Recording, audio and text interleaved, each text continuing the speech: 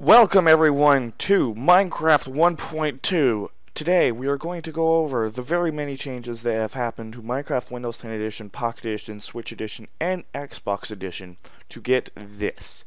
Currently there has been a major update. It's in beta, but many of the features you see in here will still be relevant when the update does officially release.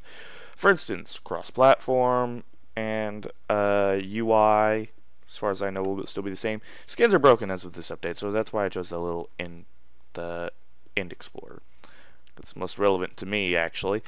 Many UI changes have happened, such as this. This has been here for a while, but mostly in video settings you will notice some difference, and in game settings, which we will get to once we join a world. This includes some things like fancy leaves. I'm pretty sure that wasn't always there. And smooth lighting, that definitely wasn't there. UI profile, that's been there for a couple updates, but I haven't gone over it. Render distance, it's actually still pretty high, and I think a little bit more optimized, though I'm not entirely sure. Yeah, it's definitely optimized plutonium mode. What the? I'm gonna have to see what that is right after that. Show autosave icon, I have added that in because that's mostly an Xbox portable feature. You will see a little chest with a little arrow pointing down into it, symbolizing that it is autosaving your world. Hide hand obviously hides your hand when you're in the world. Hide paper doll. I can't get this to work.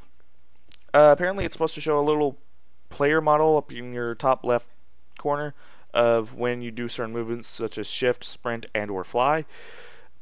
But for some reason it's not working for me. Outline selection. I'll show you guys that in a second. In-game player names. I'm glad this is added because that actually makes it a little bit more fun for mini games that you organize with your friend. HUD opacity. Turn that down to 95%. Split screening player names, show advanced video settings. That just hides the bottom part of this. You guys don't really need to know that. And they fixed Texel anti-aliasing. I don't know exactly what they mean by fixed it, but yeah. Also, I apologize for getting this video out late. Recording problems happen. Yeah. So, let's move on. The servers, as if you guys have already seen reviews of this version, you will notice that now we have featured servers. This includes Lifeboat, Mineplex, and in PvP, Nova Space Station. I don't know what the Nova Space Station is, but these are currently the only ones in 1.2 that I know of. Hypixel has a really early alpha Minecraft PE server, and they just ended the alpha, so they might get the pre-alpha, so they might go to early alpha in a few moments. Next up, we have the actual what was added as soon as chunks can load. Yay, chunk loading is fast. Anyway, what do we have here? We have stained glass. This was not in the game for a long time, and actually upsetted quite a few of my friends when I asked them, maybe it'd be a good idea to switch. They've also changed the inventory layout of the of creative and survival. Now you have collapsible tabs, which when clicked on obviously shows more options. You can tell which tabs are collapsible by the apparent white arrow beside it. You have 4 columns, well 5 columns. You have construction, equipment, items, and nature. And then you also have search all, but when you're in this you also can't press E to back out of it, so make sure to go over here if you want to press E. Even though block of redstone is over here, you will mostly find redstone items in items. So redstone components and items, even though it's in construction. That actually makes me a little bit upset, but it has to be there. Let's see. What else? The only good part about the collapsible menu is this with armor, because this is the only really nice way you can just do that, but I won't be too harsh on it. They also added more advanced options for like potions. So now like the potions in the collapsible menus make it very easy to grab whatever potion you want and then get out without actually having to go to search all. This makes it very convenient for many users. Next up, we have items. We have armor stands now, but we'll get to these in a second. I want to put those in my inventory for now. We also have brewing stands now actually require blaze powder. So now if you ever want to make a potion, you have to place blaze powder in this to fuel this little area, which will then allow you to make potions. This is inconvenient, but it's mostly to nerf the overpowered easiness it is to make potions, which I completely understand, because potions are a little bit overpowered. Next up, we have jukeboxes and music discs. I'm going to grab my favorite one over here. And I'm also going to grab a spawn egg. Grab these. And what happened is, when we now actually have music discs and jukeboxes. So now you can actually play this type of music in your world. Though, there's a little bit of a funny thing that goes on with this. You now have parrots, which will dance to music from these jukeboxes. If you guys are unaware of how to get these music discs, I believe, unless they changed it and only made it creative accessible, the only way to get music discs is to have a skeleton kill a creeper. You guys can be creative with that or get extremely lucky. It does not matter. Next up, we have observer blocks now have a revamp. I'm going to put this in my inventory for later. Observer blocks now have a revamp. Their texture now looks different, as well as the original texture. This is the original texture for observer blocks. They added it back after many complaints. And they can now observe more changes to the world around you. For instance, when crops grow and fire slowly dies and stuff like that, rather than only having half the block updates detected as was previously done. Next up, we actually have... I'm going to grab this for a second. We also have the banners, which were added into Minecraft a while back ago, like a few updates ago, but now we have them in Minecraft, which is this version, Bedrock Edition. You may call it Bedrock Edition for simplicity's sake for previous Java owners, but we have banners. I put black ones here, though you can customize them to your liking, however you want, but that was just to show you an example. We actually do have banners. So next up, we have I want to go over the armor stands, which we have added into the game. I say we, I mean Mojang. I'm not part of Mojang, but still. I put redstone under it just to symbolize, just for what we're about to do. Not symbolize.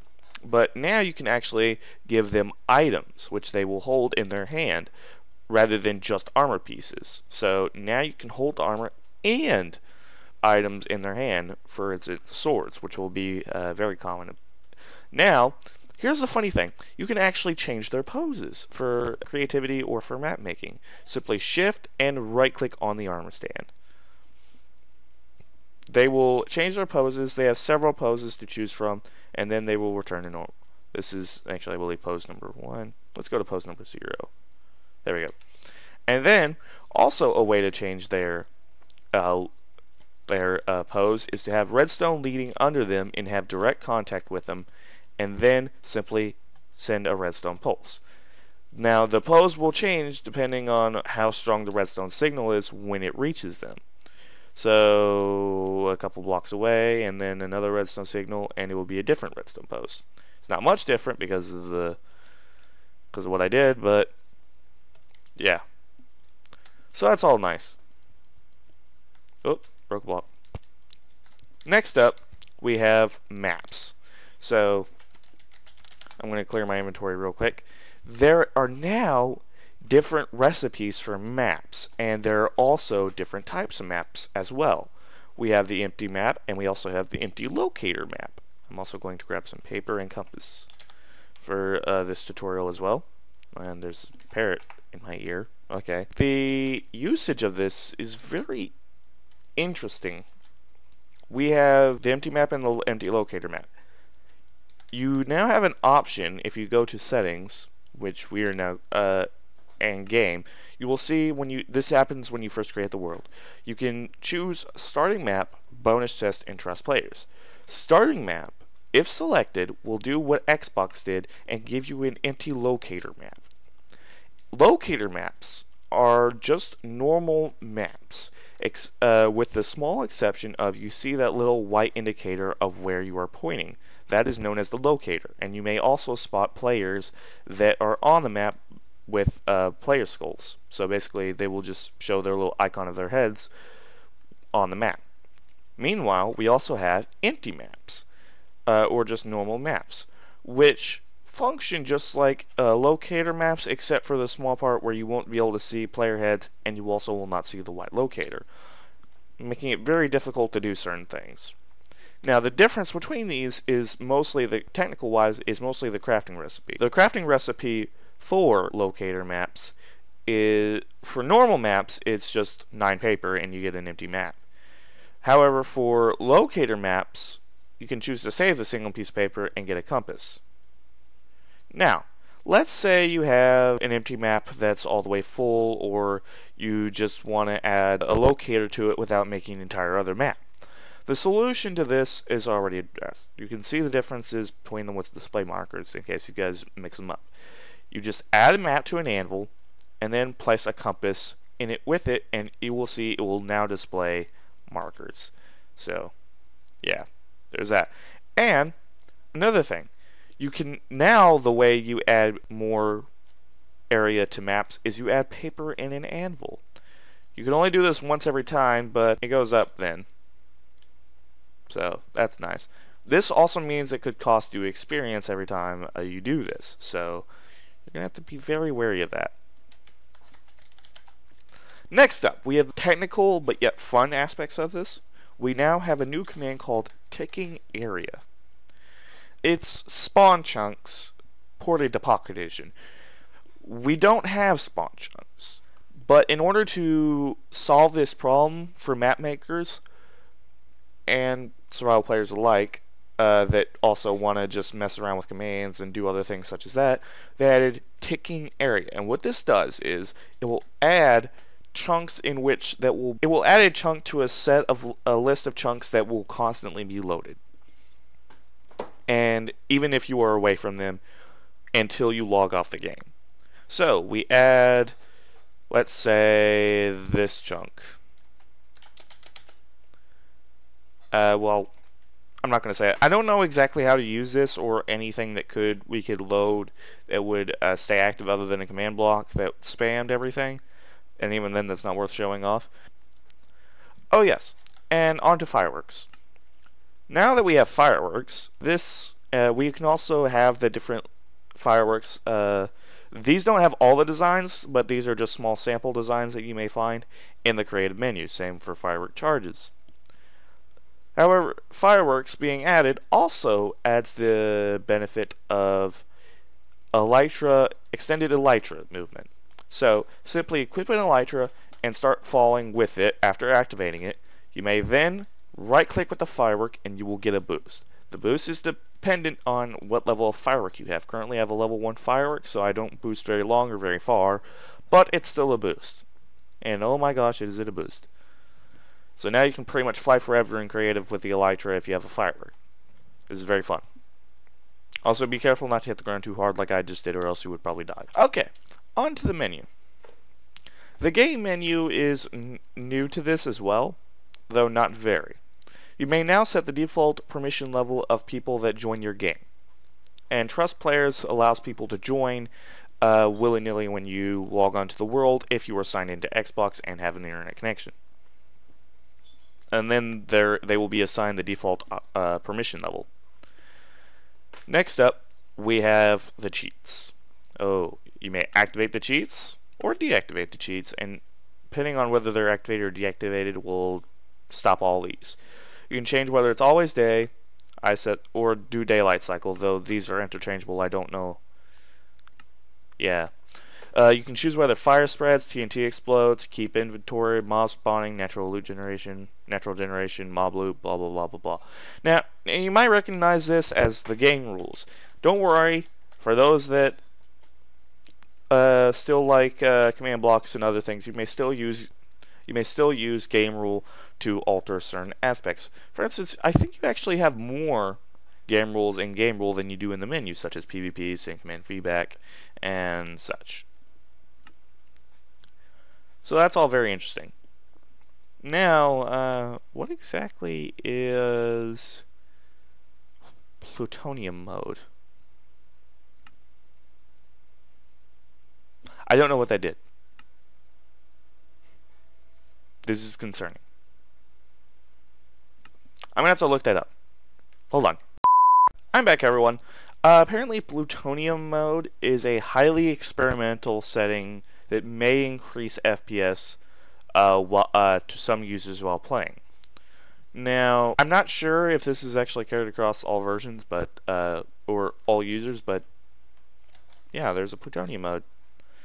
I imagine this is going to be like VBOS that was in Minecraft Java Edition for the sole purpose of possibly increasing FPS or not.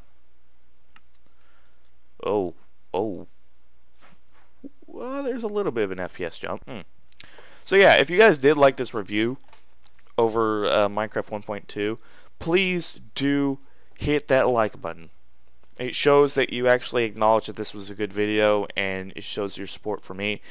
And also, if I left anything out, please leave it down in the comments below. Um, and don't forget to subscribe to me if you guys want to see more videos like this, and I will see all you dudes in the next video. See ya! Minecraft.